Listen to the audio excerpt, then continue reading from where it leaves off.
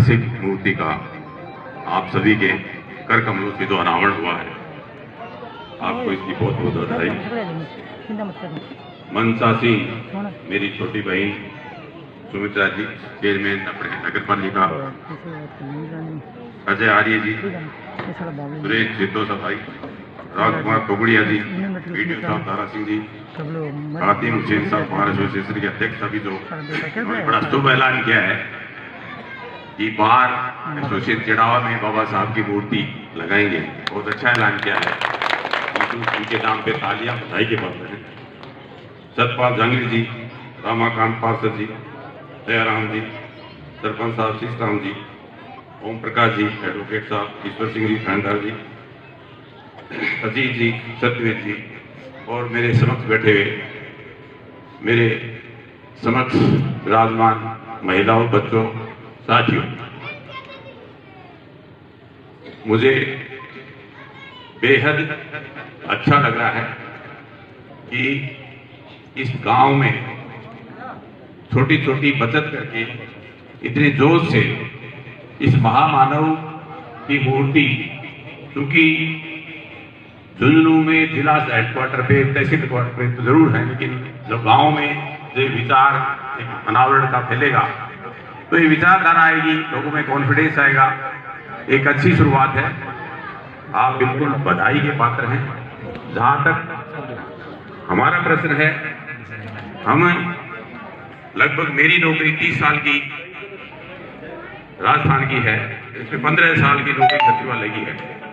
तो ऐसे कोई बजट बाबत कोई पैसा किसी योजना में, चाहे सरपंच साहब हो, चाहे नगर पालिका का हो, या कोई और भी किसी योजना में, कोई अगर कोई अंबेडकर पार्क है या और भी कोई महापुरुष के नाम पे, ज्योतिबा फुले के नाम पे, और कोई महापुरुष के नाम पे अगर ऐसा कोई आप कदम उठाओगे तो हम तन मन धन से आपके साथ हैं। आप बहुत बहुत बधाई के पात्र हैं। देखिए, अभी मेरे पूर्व वक्ताओं ने बहुत बातें कही हैं। ये बाबा साहब अम्बेडकर जिस ढंग से पूंजीवाद के खिलाफ कार्ल मार्क्स ने 1818 से लेके, जो कार्ल मार्क्स ने पूरी दुनिया में कैपिटलिस्ट के खिलाफ जो आंदोलन लड़ा, वो पूंजीवाद के खिलाफ आंदोलन था। ऐसा ही आंदोलन यहां इस देश में जरूर थी। हमारे देश में दुर्भाग्य यह है कि केवल एक कौम को पढ़ने का अधिकार था, बाकी 99 कौम में उनको न शिक्षा का अधिकार था, न रक्षा का अधिकार था, न सुरक्षा का अधिकार था। और इस देश में जो कभी सोने की चिड़िया देश हुआ करता था, डे बाय डे पिछले 5000 साल बाद ये हालत इसकी बदतर हो गई, और उसका परिणाम ये हुआ कि हमारा देश लगभग 2000 साल गुलाम रहा।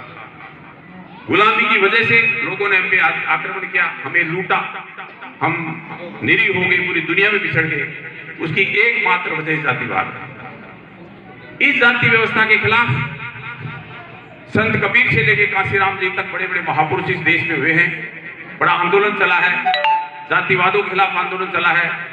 ये कमान महाराष्ट्र में पहले जो बाबा साहब अम्बेडकर के जो गुरु थे, मैं श्रद्धेय नमन करता हूं। अभी 11 तारीख को महात्मा ज्योतिबा फुले की जयंती मनाई गई थी। उनके उपरांत इस पड़ाव को बाबा साहब अम्बेडकर ने अंग्रेजों को ये चीज समझाई कि देखिए, आजादी दो, अच्छी बात है, आजादी का आंदोलन चलना चाहिए, लेकिन साथ के साथ ऐसी कौमें जिनका निहायत शोषण होता है, एक नीतिबद्ध तरीके से इस देश के अंदर संविधान बने, कानून बने, तो इन लोगों को, महिलाओं को, सबको आजादी मिले। 1952 में बाबा साहब अम्बेडकर ने इसलिए रिजाइन दे दिया था कि हिंदू कोड बिल नहीं पास हो रहा था। इस देश के महिलाओं के हक हकूक दिलाने के लिए बाबा साहब अम्बेडकर का मैं संविधान की बता दूं, संविधान आर्टिकल 1, संविधान जब लिखा जा रहा था, संविधान सभा की डिबेट्स हमने पढ़ी हैं।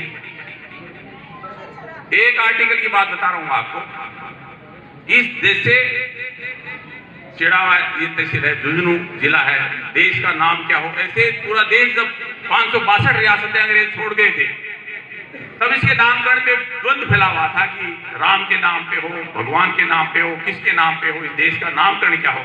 तो बाबा साहब अम्बेडकर ने एक इंडिया शब्द दिया था, दूसरा नाम भारत आया, दो नाम फाइनल हुए थे। दोनों नामों पे वोटिंग हुई 18 सितंबर 1949 को।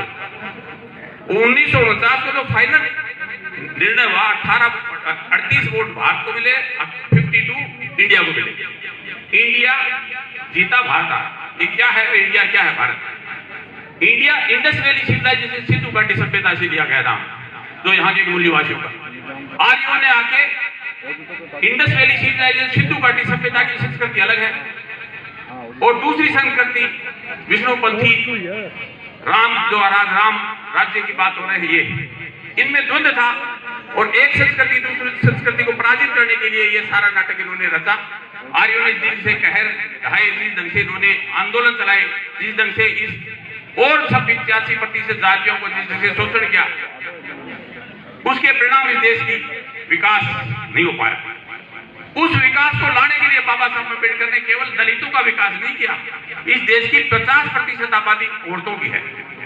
कितना शोषण होता था, औरतों के दुनिया भर के ऐसे इनके विरुद्ध कानून बने हुए थे। तुलसीदास जी के थे ढोल गंवार शूद्र नारी सब ताड़न के अधिकारी। इन सारे कानूनों को, मनुस्मृति को तहस नहस करके बाबा साहब अम्बेडकर ने एक अलग जगह समानता की। और जो इंडिया भारत की जो लड़ाई है, संविधान का पहला आर्टिकल लिखा है इंडिया दैट इज भारत, पहला अनुच्छेद। अभी आरएसएस वाले कह रहे थे कि ये सुप्रीम कोर्ट ने डेट लगी थी कि भारत रखो नाम, इंडिया मत रखो। बहुत लोगों को समझ नहीं आया। मेरे को बड़े बड़े पत्रकार पूछ रहे थे, टीवी डिबेट में मैं बोला, मैंने कहा ये आरएसएस ने छुपा रखी है एजेंडा को, कि भारत इसलिए रखना चाहते हैं कि यहाँ राम राज्य लाए, और ऐसा राम राज्य हम नहीं लाना चाहते जहां समूहों की हत्या हो।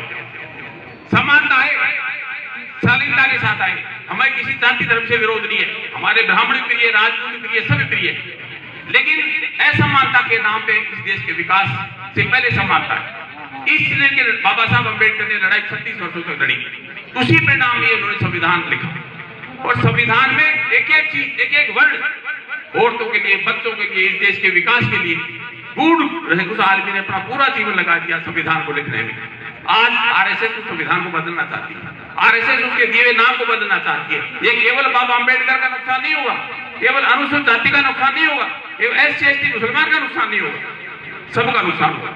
आज जो चरित्र जिस ढंग से आप देखिए, मैं किसी पार्टी का नाम लूं, आप देख लीजिए जिस ढंग से हालात है। इंदिरा जी भले जन्म से ब्राह्मण थी, लेकिन इंदिरा जी का राज इतना शानदार राज रहा है। अपने समय में 19 बैंकों का राष्ट्रीय 69 में किया, उसके बाद 14 बैंकों का राष्ट्रीयकरण किया, 20 बैंक राजा महाराजाओं से छीन के पब्लिक को दे दिए, उनमें छुपा हुआ सोना पब्लिक को दिया, देश को दे दिया। अगर आपके देश में आपकी प्रॉपर्टी गायब हो गई, हम अपन रेलवे में यात्रा करते थे, रेल भारतीय संपत्ति बड़ा गर्व होता था, किसी की बदली रेल से उतार दे, अब अडानी की रेल आ रही है, हवाई अड्डा अडानी का रहा है, एयरपोर्ट बिक रहे हैं।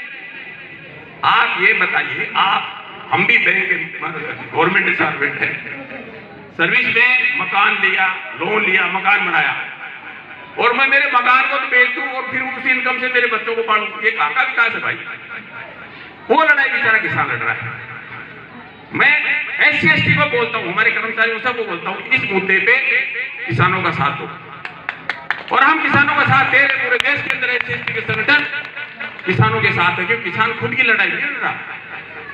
इतना इरेशनल ये विवाद, इतना विधेयक है कि बेचारा अगर एक बार कब्जे में आ गया, जितने भी अडानी के गोदाम अगर भर गए, तो जिसके जैसी भूख है वैसे रेस तय होंगे। आप देख लो, इसके बस में क्या पेट्रोल डीजल को कंट्रोल कर सके? बड़े नारे देते थे मोदी जी भी, कोई कंट्रोल कर सकता है? ये पूंजीवाद है। इस देश में अगर पूंजीवाद आ गया तो वही जाति व्यवस्था शुरू हो जाएगी, वही गुलामी शुरू हो जाएगी। और यहाँ का मजदूर आप देखिए, कोरोना अगर ये चाहते तो 36 इंटरनेशनल एयरपोर्ट है, अगर वही उनको क्वारंटाइन करते थे, बेल लगाते थे, तो ये हालात देश के नहीं बिगड़ते। लेकिन ट्रम्प नमस्ते करना था मोदी जी को 100 करोड़ खर्च करके, और पूरे देश को परिणाम दो, या 1.5 लाख पर डे आ रहे। मजदूर बेचारे पैदल चले हैं पूरे देश के अंदर, राहें काफी है, लोग मर गए, उन पे किसी को नहीं। अब इस ढंग से जो देश का जो हालात हो गए हैं, यहाँ का किसान, यहाँ का बुद्धिजीवी, यहाँ का शिक्षक, यहाँ के बच्चे इस देश में जो अलग लग रहा है इस पूंजीवादियों के खिलाफ, आरएसएस के षड्यंत्र के खिलाफ, आप लोग जागो, जगाओ और बाबा साहब अम्बेडकर ने जो संविधान में व्यवस्थाएं दी हैं उस व्यवस्थाओं के तहत काम करो। इस जयंती का सार्थक करिए, वरना जिस ढंग से अमेरिका और पूंजीवादियों के देश गिरवी रखा गया, कभी समय था कि जब रिलायंस के पेट्रोल पंप हुआ करते थे तो उसको बाजार में नहीं टिक पाया, बंद हो गया, क्योंकि कंपटीशन चाहिए था ना। लेकिन आज उनकी मेहरबानी से बीएसएनएल की बोली अडानी लगा रहा है, मैं खरीदूं। किसान का, अगर किसान का एग्रीमेंट होगा किसी विदेशी कंपनी के साथ, तो वकील जी बताएंगे इस चीज को कि अगर कहीं एग्रीमेंट जमीन के साथ हो गया तो उसकी स्वायत्ता खत्म होगी, जमीन उसके कब्जे से चली गई। विदेशी कंपनियां अगर आपके देश के जमीन को ही कब्जे लेंगी तो कहां का प्रभु राष्ट्र हो गया भाई। इस देश का संविधान सोशलिस्ट नेचर का है, पूंजीवाद का कहीं जिक्र नहीं है।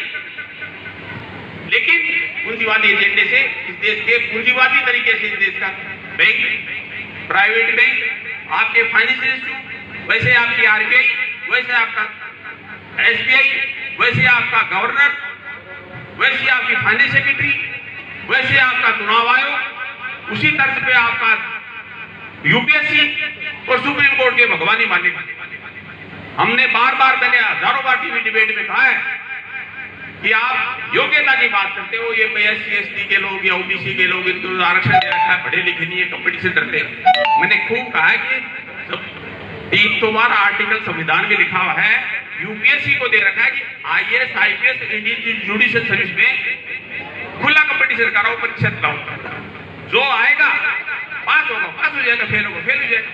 लेकिन सुप्रीम कोर्ट, हाई कोर्ट के जज नहीं परीक्षा होती, नहीं इंटरव्यू होता, बैकडोर एंट्री से अपने राज चला रहे हैं और कमान दे रहे हैं। अभी महाराष्ट्र में मराठा आंदोलन के ऊपर लेके सुप्रीम कोर्ट ने सभी राज्यों को कहा कि 50% से आरक्षण ज्यादा क्यों होना चाहिए। मैंने कहा सुप्रीम कोर्ट कोरोना नजर नहीं आता, हजारों मजदूर पैदल चल के मेरे को नजर नहीं आता, सुप्रीम कोर्ट को यह नजर नहीं आता 300 किसान मर गए, उसमें अपना प्रसंग ज्ञान ले। इस देश में जो पूंजीवादियों के इशारे से इस देश को गिरवे रखा जा रहा है, मैं चाह रहा हूं इस सबूतों की धरती से, इस धुंधलू जैसी जगह से ये आवाज उठे, क्यों इस देश को सुरक्षा रखने के लिए, महफूज रखने के लिए हमारे जवानों ने सरहद में खून बहा। यहां अन्न पैदा करने वाला किसान बेचारा लड़ रहा है, 300 मौत हो गई, उसके बावजूद भी 10 से बस नहीं।